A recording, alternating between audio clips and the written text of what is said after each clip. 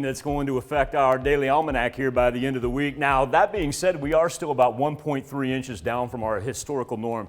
If you go back to January 1, we need to play a little catch up, and what we're going to see is we take a live look over 7th and Rangeline. I was trying to pick up some lightning strikes there just to give you an illustration about what that was looking like, and really just haven't been able to really pick anything up close to the Joplin area. Does not mean we're not getting lightning. We certainly are throughout portions of southeast Kansas, just not in the purview of our tower cam. 56 degrees is where we stand right now.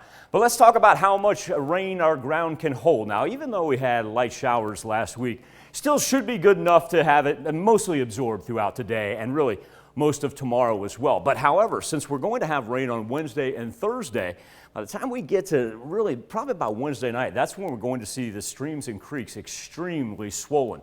Here's where we stand lightning-wise. Still, majority of it through southeast Kansas right there. Picking up a couple strikes down in Newton County by Neosho, and the heavy rain, look at this band. It stretches in Lamar, cuts right through Fort Scott, and then all the way north up toward Garnett. When we talk about where the heavy rain is also coming down, you got a secondary band. Almost get a split right here from Pittsburgh down to Joplin where you get the shower activity, but not the heavy rain. Here's band number 2 that's working its way to the northeast from Oswego and then cutting its way through Parsons, just right in between Chanute and Independence. 2 on the storm tracks here, just as kind of a cheater, is give you an idea about where everything's originating from and also, too, where it's headed. So we go down here. We knew it was going to come out of the OKC and Tulsa areas, and yep, certainly enough.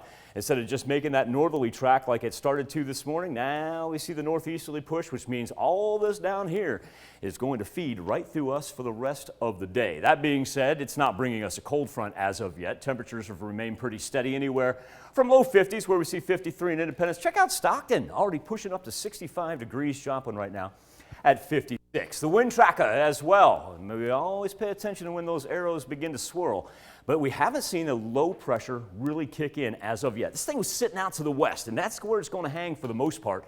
And that really does help us temperature-wise for Monday and Tuesday, because by the time we get to Wednesday, we're going to see all these arrows pretty much flip down, drop in from the north, and give us much chillier temperatures just in time for the middle of the week. So as we reset, my goodness, look at that span of lightning running all the way from the Kansas-Oklahoma state line down through Ponca City up through OKC. And we are kind of the national talker, if you will. There's a big jet stream. That's how that low pressure's hanging right now. As it grabs that Gulf moisture, we started off this morning with elevated fire concerns. Isn't that something else? Elevated fire weather at 5 a.m. and here at the noontime, we're trying to see how much rain we can end up absorbing. But as it just follows the arrows of the jet stream up all day long, the rain just not going to go anywhere. As a matter of fact, don't get rid of that umbrella until we get to Friday. Here's what we've got cooking here throughout the evening hours. We really see the widespread rain throughout southwest Missouri as well. Certain portions of the far east highlighted counties have been spared so far. That's going to change for tonight into Tuesday. Now, speaking of Tuesday, while we get the thunder and lightning and some heavy rains at times today, Tuesday is a little bit more interesting because we see some more defined lines of thunderstorms that begin to break out. And also, too, instead of rolling up from the south, almost stalling over us, giving us that counterclockwise motion. So what does that do? Well, the severe thunderstorm risk map puts that high category down by the Gulf, but Tuesday is where we find ourselves in that marginal category, central, all throughout southwest Missouri right there. Biggest threats are going to be not only high winds, also the possibility of some hail from Tuesday all the way into Wednesday. And there we are, reaching out of the Gulf. But now, this is where we stall out and we begin to turn over. You'll also notice, Chris, look at this. Hey. Okay, so temperatures are fine Monday and Tuesday.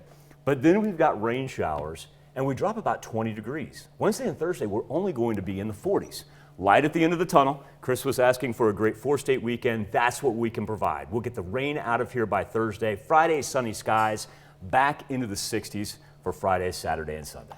I do like that. And that's a rare thing around here. People at home know that. It's kind of rare for us to, it's usually opposite. It rains on the weekend, it's yucky, nasty, and then, you get ready for work, you get ready for school. Mm-hmm. Here comes the sun, beautiful weather. And really, to throw an additional silver lining on that, the ground is going to be moist enough. If you want to get out this weekend, if you got massive yard work that you want to get done, dig a garden, maybe you got some stuff you want to pull out, ground's going to be perfect for it. I've noticed the grass is starting to turn a little bit greener. We're getting there, aren't we? Yeah, we are. I'm liking it. Michael, thank you so much.